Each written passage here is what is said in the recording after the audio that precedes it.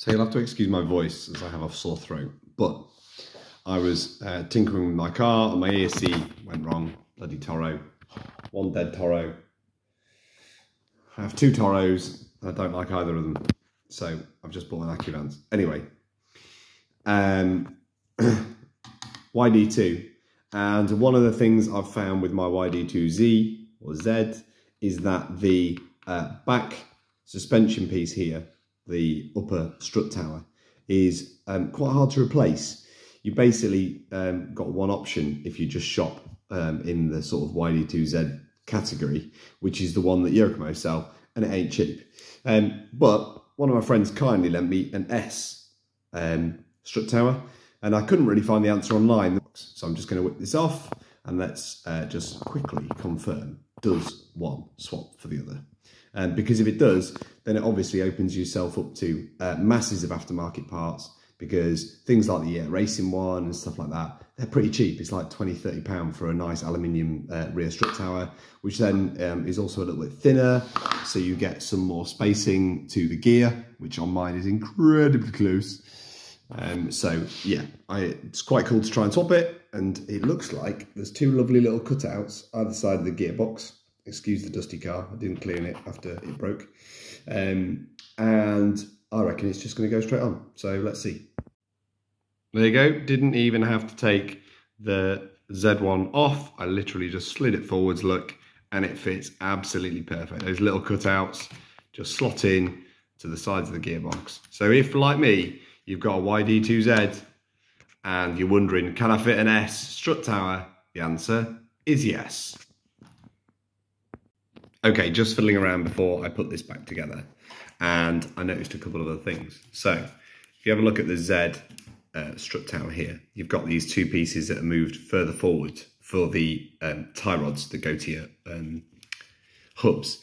So when that's in place, they sit very close to that gear. In fact, I've had to space mine on the outside edge, as you can see here, to get it to fit without hitting the gear under compression. Now that's annoying, but much as that's annoying, you also don't want to hit the suspension strut here. So there's a few like challenges that you can see that Yokomo have worked around. However, it's incredibly tight if you want to go to something like an 88 or a 90 spur gear to make that work. This is an 86. I went a couple of teeth higher. That's all I could really manage to do. So, however, let's just swap to the S. So a little bit more info. You get the S on and you'll notice that straight away, there's more space. You could probably even go 88 or maybe even to a 90 with that. Definitely 88, not sure on the 90. I'll try one. And also it's straight. Instead of having that kinked part there, the part in the middle there is straight. So that's going to cause your arms to be more angled. So a little bit more investigation. Let's actually put it on and see. Okay, so there you go, fully fitted on one side. I did have to flip it, so I've got it back to front. The front side, the side that's normally this side is the other side. Because it being recessed into one side meant this damper was too close to this strut here, this tie bar here, which rubbed. So all I did was flip it around and then put a couple of spaces in here, and it does fit. So, I mean, I had spacers in my YD2 Z1 anyway. So yeah, it does fit. And I think if you buy an aftermarket YD2 S strut tower top, it will be absolutely fine.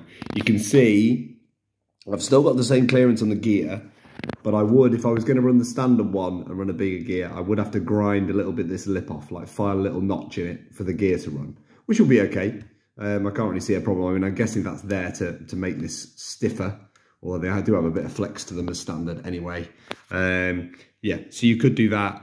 But I'm guessing more than likely, if you're watching this video, you're thinking about buying an alley one or a carbon one or something anyway, which probably doesn't have the lip because it'll be stiffer and won't need it.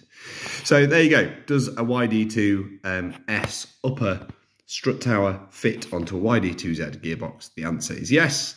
Can you do it and should you do it? Well, if you want a cheap upgrade, yes. But yes, you will need some little 2 and 3 mil spacers to make it work. Thanks for watching. Hope that helps.